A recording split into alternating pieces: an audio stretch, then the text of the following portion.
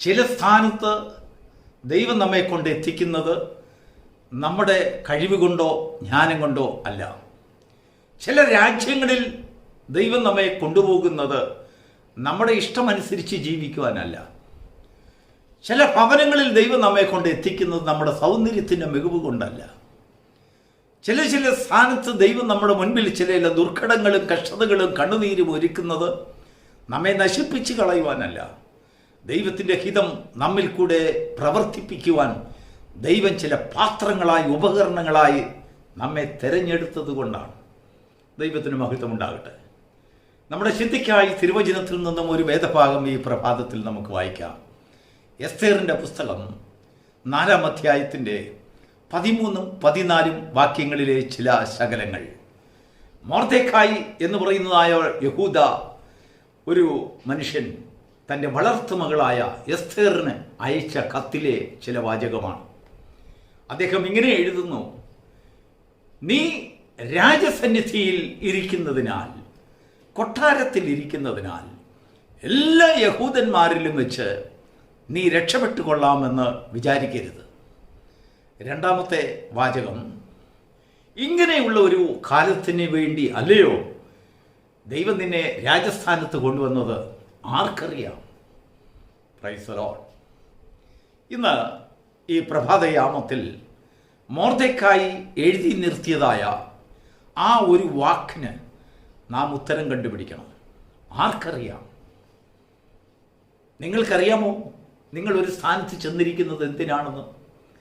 നാം വായിച്ചതായ വാക്യത്തിൻ്റെ പശ്ചാത്തലങ്ങളെല്ലാം വിവരിക്കുവാൻ ഈ പ്രഭാതത്തിൽ സമയമില്ലെങ്കിലും 127 സംസ്ഥാനങ്ങൾ, രാജ്യങ്ങൾ ഒന്നിച്ചു വാണുകൊണ്ടിരുന്നതായ പേർഷ്യൻ രാജകുടുംബത്തിൽ ശൂഷൻ രാജധാനിയിൽ ഉണ്ടായതായ ഒരു ദുഃഖത്തിൻ്റെ സന്ദർഭം, കലക്കത്തിൻ്റെ സമയം, സകല യഹൂദന്മാരെയും വകവരുത്തുവാൻ ഒരു മന്ത്രിയാൽ തീരുമാനിക്കപ്പെട്ടതായ ഒരു ദുർഘട സമയം, കണ്ണുനീരും പ്രയാസവും കൊണ്ടൊരു വംശനാശം നേരിടുന്ന ഒരു ജാതിയുടെ കണ്ണുനീർ സ്വർഗത്തോളം എത്തുവാൻ കാരണമാക്കിയതായ ഒരു സാഹചര്യം.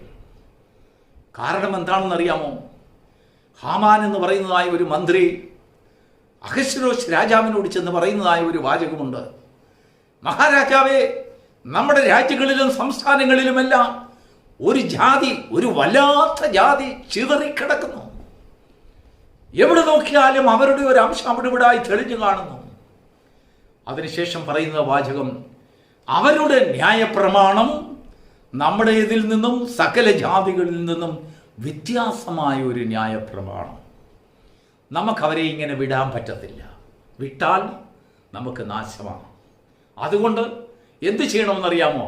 വകവരുത്തണം, ഉന്മൂലനാശം വരുത്തണം. ആ ജാതി ഇനി നമ്മുടെ സംസ്ഥാനങ്ങളിൽ വാഴരുത്, ജീവിക്കരുത്. കഠിനമായ തീരുമാനം. കാരണം എന്താണെന്ന് അറിയാമോ? നിനക്ക് ലഭിച്ചതായ, അവർക്ക് കൊടുക്കപ്പെട്ടതായ ന്യായപ്രമാണത്തിലെ ഒരേ ഒരു വാക്യം. എന്താണ് ആ വാക്യം? ഞാൻ അല്ലാതെ അന്യ ദൈവം നിനക്കുണ്ടാകരുത്. ആകാശത്തിലെങ്കിലും സ്വർഗത്തിലെങ്കിലും ഭൂമിയിലെങ്കിലും പാതാളത്തിലെങ്കിലും സമുദ്രത്തിലെങ്കിലും ഉള്ളതായ യാതൊന്നിൻ്റെയും പ്രതിമയെയും ആൾ ദൈവങ്ങളെയും ആളത്വങ്ങളെയും ആൾ അധികാരങ്ങളെയും നീ വന്ദിക്കരുത്, നമസ്കരിക്കരുത്, കൊമ്പിടരുത്. ഒരൊറ്റ വാക്യമാണ് ഈ നാശമെല്ലാം ഉണ്ടാക്കിയിരിക്കുന്നത്. ആ ജനത്തെ മുഴുവനും കൊന്നൊടുക്കുവാൻ ശൂഷൻ രാജധാനിയിൽ നിന്ന് കത്ത് പുറപ്പെട്ടു, കൽപ്പന പുറപ്പെട്ടു. രാജമോതിരം കൊണ്ട് അതിന് മുദ്ര ചെയ്യപ്പെട്ടു. ആരാലും മാറ്റുവാൻ കഴിയാത്തതായ രാജകൽപ്പന, മനുഷ്യരാൽ തീർപ്പാക്കുവാൻ കഴിയാത്തതായ കൽപ്പനയാണ്. അതിനെ നീക്കം ചെയ്യുവാൻ സാധിക്കുകയില്ല. 127 സംസ്ഥാനങ്ങളുടെ അധിപൻ രാജാവ് അഹശ്വേരോശ് രാജാവ് മുദ്രയിട്ടിരിക്കുന്ന കത്താണ്. ഇന്ന ദിവസം ഇത്രാം തീയതി ഈ വംശത്തെ മുഴുവനും ഭൂമിയിൽ നിന്ന്, നമ്മുടെ സംസ്ഥാനങ്ങളിൽ നിന്നും തുടച്ചു നീക്കുവാൻ സകലരും വാളും കുന്തവും ആയുധങ്ങളും വെട്ടുകത്തിയും എല്ലാം കരുതിക്കോണം. Praise the Lord. ഇതിൽ കൂടുതൽ കലക്കത്തിന് എന്താ വേണ്ടത്? രാജധാനിയിൽ ഇങ്ങനെയുള്ള ഒരു കത്ത് പുറപ്പെടുന്നതിന് മുമ്പ് ദൈവം ഒരു സന്തതിയെ അവിടെ രാജധാനിയിൽ കൊണ്ടാക്കി. അവൾക്കാണ് ചെന്നിരിക്കുന്നത് കത്ത്. അവിടെ അവിടെ ചിറ്റപ്പനായ മൊർദെഖായി എഴുതുകയാണ്: അല്ലയോ മകളെ, എസ്തേറേ, ഈ കഠിനമായ കൽപ്പന വേണമെങ്കിൽ ഒരു പ്രമാണം ലംഘിച്ചാൽ എനിക്ക് തീർപ്പാക്കാൻ കഴിയും. ഹാമാനെ ഞാൻ ചെന്നൊന്ന് നമസ്കരിച്ചാൽ മതി, പക്ഷെങ്കിൽ എൻ്റെ പ്രമാണം വിട്ടുപോകും. ഞാൻ ദൈവത്തിൽ നിന്ന് അന്യനായിത്തീരും. എൻ്റെ രക്തത്തിൽ അലിഞ്ഞു ചേർന്നിരിക്കുന്നതായ ഒരു കൽപ്പന എന്നെ വിട്ടുമാറിയാൽ പിന്നെ എൻ്റെ ജീവനെന്ത് ഫലം, എൻ്റെ ജനത്തിനെന്ത് വില? എൻ്റെ ദൈവം എന്നോട് കൽപ്പിച്ചു, ഞാനല്ലാതെ അന്യ ദൈവം നിനക്കുണ്ടാകരുത്. ദൈവമാണ് നിനക്ക് ആ കൽപ്പന തന്നതെങ്കിൽ ആ കൽപ്പനയുടെ മുൻപിൽ നീ അനുഭവിക്കാൻ പോകുന്ന കണ്ണുനീരിൻ്റെ മുൻപിൽ പ്രവർത്തിക്കുവാൻ സർവശക്തൻ ഇറങ്ങി വരും. മൊർദെഖായി വിശ്വസിച്ചു. തൻ്റെ വളർത്തുമകളോട് പറയുകയാണ്, അല്ലയോ എസ്തേറേ, നീ രാജസന്നിധിയിൽ ഇരിക്കുന്നതിനാൽ സകല യഹൂദന്മാരിൽ വെച്ച് നീ രക്ഷപ്പെട്ടുകൊള്ളാമെന്ന് നീ വിചാരിക്കരുത്. നിന്റെ രാജധാനിയെ ഇളക്കുവാൻ സർവശക്തന് കഴിയും. Praise the Lord. അതിനുശേഷം അവളോട് പറയുകയാണ്, ഇങ്ങനെയുള്ള ഒരു കാലഘട്ടത്തിലേക്ക് വേണ്ടിയല്ലയോ ദൈവം നിന്നെ രാജസന്നിധിയിൽ കൊണ്ടുവന്നത്, ആർക്കറിയാം? അതുവരെയും രാജധാനിയിൽ തൻ്റെ വളർത്തുമകളെ കൊണ്ട് എത്തിക്കുവാൻ കഴിഞ്ഞു എന്ന വിഷയത്തിൽ മൊർദെഖായി സന്തോഷിച്ച് നടന്ന ഒരു കാലം. അവിടെ ചെന്നെത്തുവാൻ അവൾക്ക് ദൈവം കൊടുത്തതായ സൗന്ദര്യത്തിൽ സന്തോഷിക്കുന്നതായ എസ്തേർ അവരുടെ മുൻപിൽ സന്തോഷത്തിന് വകയായിരുന്നു, പ്രശംസയ്ക്ക് വകയായിരുന്നു, ആനന്ദത്തിന് വകയായിരുന്നു. ദൈവം ഞങ്ങളെ മാനിച്ചു എന്നൊക്കെ അവർ വിചാരിച്ചു. അവരുടെ ജാതിക്ക് ഒരു ഉയർച്ച വരുവാൻ ഇതൊരു കാരണമാകുമെന്ന് അവരൊക്കെ വിശ്വസിച്ചു. പക്ഷെങ്കിൽ അവർ വിചാരിച്ചതുപോലെ അല്ല ദൈവം ഉയർച്ച കൊണ്ടുവന്നത്. Just opposite. അവരെ കണ്ണുനീരിൻ്റെ പാതയിൽ കൂടെ ദൈവം കടത്തിവിട്ടു. മൊർദെഖായിയുടെ കത്ത് എസ്തേറിന് കിട്ടിയപ്പോൾ ഒരു ചോദ്യം അതിൽ അവസാനിപ്പിച്ചിട്ടുണ്ട്, ആർക്കറിയാം? അവൾ എങ്ങനെയാണ് അതിന് മറുപടി കൊടുക്കുന്നത്? മൊർദെഖായി ആ കത്തിന് വേണ്ടി കാത്തിരിക്കുകയാണ്. എസ്തേർ എന്താ ചെയ്തതെന്ന് അറിയാമോ? അവൾ ഇങ്ങനെ എഴുതി, ഞാനും എന്നോടുകൂടെയുള്ളതായ എൻ്റെ ബാല്യക്കാരും എൻ്റെ ഡിപ്പാർട്ട്മെൻ്റ് എല്ലാം ഇന്നു മുതൽ 3 ദിവസത്തെ ഉപവാസം പ്രഖ്യാപിച്ചിരിക്കുന്നു. അല്ലയോ ചിറ്റപ്പനെ, നിങ്ങളും സകല യഹൂദന്മാരും ഒത്തുചേർന്ന് ഒരു മനസ്സോടുകൂടെ 3 ദിവസത്തെ ഉപവാസം പ്രഖ്യാപിക്കണം. എന്തിനു വേണ്ടിയാണെന്ന് അറിയാമോ? ദൈവം നിന്നെ ഈ സ്ഥാനത്തേക്ക് കൊണ്ടുവന്നതിന് കാരണമെന്ത്? ആർക്കറിയാം എന്ന ചോദ്യത്തിന് മറുപടി അവർ കണ്ടെത്തണം. എല്ലാവരും കണ്ടെത്തണം. യഹൂദന്മാരെല്ലാവരും, മൊർദെഖായിയും കണ്ടെത്തണം, എസ്തേറും കണ്ടെത്തണം. 3 ദിവസത്തെ ഉപവാസം പ്രഖ്യാപിച്ചുകൊണ്ട് ദൈവത്തോട് ചോദിക്കുകയാണ്, എന്തിനു വേണ്ടിയാണ് എന്നെ കർത്താവേ ഇവിടെ കൊണ്ടുവന്നത്? നീയാണ് എനിക്ക് പ്രമാണം തന്നതെങ്കിൽ ഈ രാജ്യത്തോടും ഈ രാജ്യത്തിലെ ജനങ്ങളോടും ഇടകലർന്നുകൊണ്ട്, ജാതികളോട് ഇടകലർന്നുകൊണ്ട് നിന്റെ നാമത്തെ അശുദ്ധമാക്കുവാനല്ല, നീ തന്ന പ്രമാണം ഞങ്ങൾക്ക് വിശുദ്ധമായി സൂക്ഷിക്കേണ്ടതുണ്ട്. ആ പ്രമാണം ഞങ്ങളെ ഇതാ കൊലയ്ക്ക് കൊടുത്തിരിക്കുന്നു. ആ പ്രമാണം ഇതാ ഞങ്ങളെ ദുഃഖത്തിലാഴ്ചയിരിക്കുന്നു. ഞങ്ങളുടെ വംശത്തിന് നാശം പ്രഖ്യാപിച്ചിരിക്കുന്നു. പക്ഷെങ്കിൽ ആ പ്രമാണം നിന്നിൽ സൃഷ്ടിച്ചവൻ, നീ അന്യദേശ രാജ്യം വിട്ട് നീ അടിമയായി കൊണ്ടുപോയ ദേശത്തൊക്കെയും നിന്നോടൊപ്പം കടന്നു വന്നതായ പ്രമാണത്തിൻ്റെ ഉടയവൻ സ്വർഗത്തിൽ നിന്ന് സകലതും വീക്ഷിച്ചു കൊണ്ടിരിക്കുകയാണ്. അവൻ്റെ നിരീക്ഷണത്തിന് കീഴിലാണ് നീ എന്നുള്ളതായ ഒരു ചിന്ത നിനക്ക് പലപ്പോഴും നഷ്ടപ്പെട്ടു പോയി. അങ്ങനെ എസ്തേറും തൻ്റെ കൂടെയുള്ളവരും ഉപവാസം പ്രഖ്യാപിച്ചു. ദൈവം അവൾക്ക് വെളിപ്പെടുത്തി കൊടുത്തു, നിന്നിൽ കൂടെ ഞാൻ അത്ഭുതം പ്രവർത്തിക്കും. നിന്റെ നാവോടുകൂടെ ഞാൻ ഇരിക്കും. നിന്റെ നാവിനെ ഞാൻ ഏറ്റെടുക്കും. രാജസന്നിധിയിൽ നീ ചെന്ന് പറയേണ്ടതായ കാര്യങ്ങളെക്കുറിച്ച് ഞാൻ നിന്നെ ബോധ്യപ്പെടുത്തും. അങ്ങനെ അവളുടെ വാക്കിനാൽ ദൈവം അവളുടെ നാവിൽ കൊടുത്തതായ ചില വാക്കുകൾ കൊണ്ട് അവൾ രാജാവിനോട് കാര്യം ധരിപ്പിച്ചപ്പോൾ കാര്യങ്ങൾക്കെല്ലാം ഒരു റിട്ടേൺ തീരുമാനം. Praise the Lord. നിനക്കും നിന്റെ പ്രമാണത്തിനും നിന്റെ നാശത്തിനും വിരോധമായി വാളെടുത്തവൻ വാളാൽ നശിപ്പിക്കപ്പെടുവാൻ അവിടെ കാരണമാക്കി തീർത്തു. ദൈവ ന്യായവിധിക്ക് വേണ്ടി എഴുന്നേൽക്കുന്നത് എപ്പോഴെന്നും എങ്ങനെയെന്നും ആർക്കറിയാം?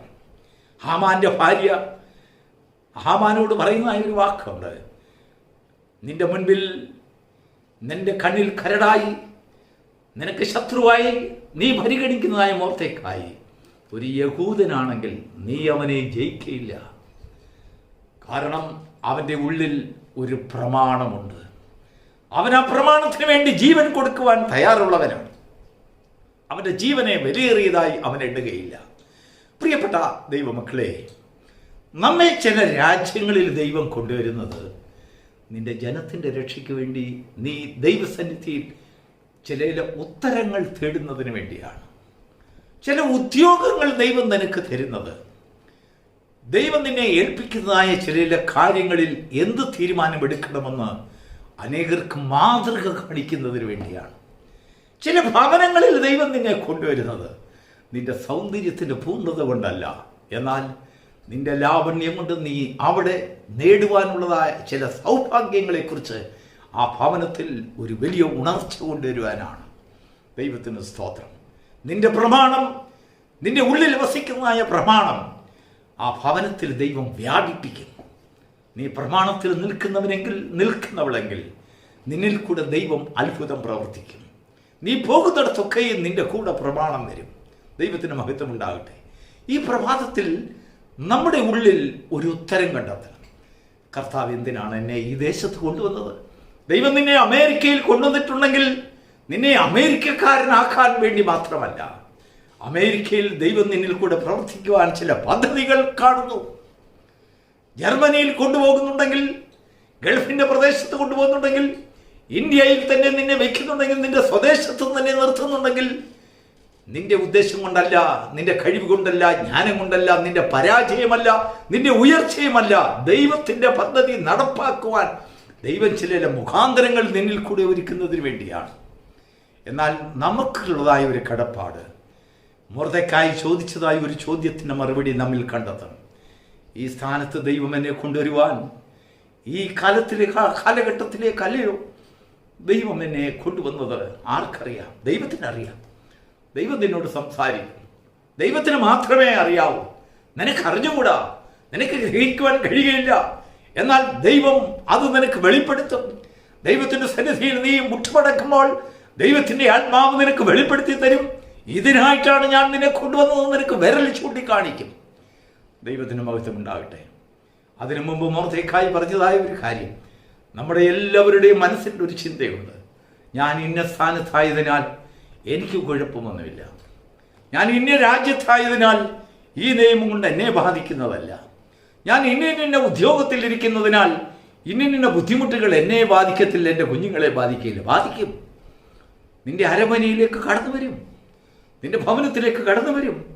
ദൈവമാണ് അത് വരുത്തുന്നതെങ്കിൽ നീ ഏത് അറയിൽ പോയി ഒളിച്ചിരുന്നാലും ശരി, അവിടേക്ക് ദൈവം നിന്നെ ബുദ്ധി ഉപദേശിക്കുന്നതിനായി ചില വ്യവസ്ഥകൾ കൊണ്ടുവരും. Praise the Lord. കാരണം നിന്നിൽ വസിക്കുന്നത് ദൈവത്തിൻ്റെ പ്രമാണം. എന്താണ് ആ പ്രമാണം? ഞാൻ അല്ലാതെ അന്യദൈവം നിനക്കുണ്ടാകരുത്. സ്വർഗത്തിലെങ്കിലും ഭൂമിയിലെങ്കിലും യാതൊന്നിൻ്റെയും പ്രതിമയെയും അതിൻ്റെ ആശയങ്ങളെയും അതിൻ്റെ ഉപദേശങ്ങളെയും വന്ദിക്കരുത്, വണങ്ങരുത്. ഇത് നീ പാലിക്കുന്നത് കൊണ്ട് നീ എപ്പോഴും സുരക്ഷിതമാകണമെന്നില്ല. പലപ്പോഴും അനർത്ഥങ്ങൾ നിന്നെ തേടി വരും, ആപത്തുകൾ നിന്നെ തേടി വരും, ഭീഷണികൾ നിന്നെ തേടി വരും. പക്ഷേ നിന്റെ ഉള്ളിൽ പ്രമാണം തന്നവൻ അതിനെയെല്ലാം നേരിടുവാനുള്ള കൃപയും ജ്ഞാനവും തക്ക സമയത്ത് നിന്റെ നാവിന്മേൽ പകരും.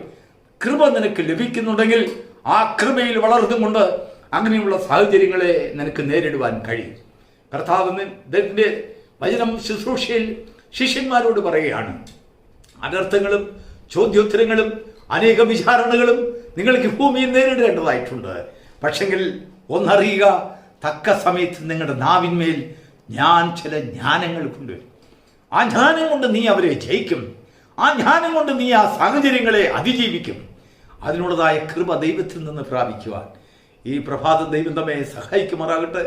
നാം എത്തിപ്പെട്ടതായ സ്ഥാനങ്ങൾ, രാജ്യങ്ങൾ, സ്ഥാനമാനങ്ങൾ, ഉയർച്ചകൾ, അനേക താഴ്ചകൾ, കണ്ണുനീരുകൾ, വീണ്ടും വീണ്ടും പ്രാർത്ഥിച്ചിട്ടും വർഷങ്ങളായിട്ട് പ്രാർത്ഥിച്ചിട്ടും ദൈവം വിടുതൽ തരാത്തതായ ചില വിഷയങ്ങളുടെ മേൽ ദൈവത്തിന്റെ പദ്ധതി എന്ത് എന്ന് ദൈവത്തോട് ചോദിക്കുവാനുള്ള ഒരു കൃപ ഈ നാളുകളിൽ ദൈവം നിനക്ക് നൽകുമാറാകട്ടെ.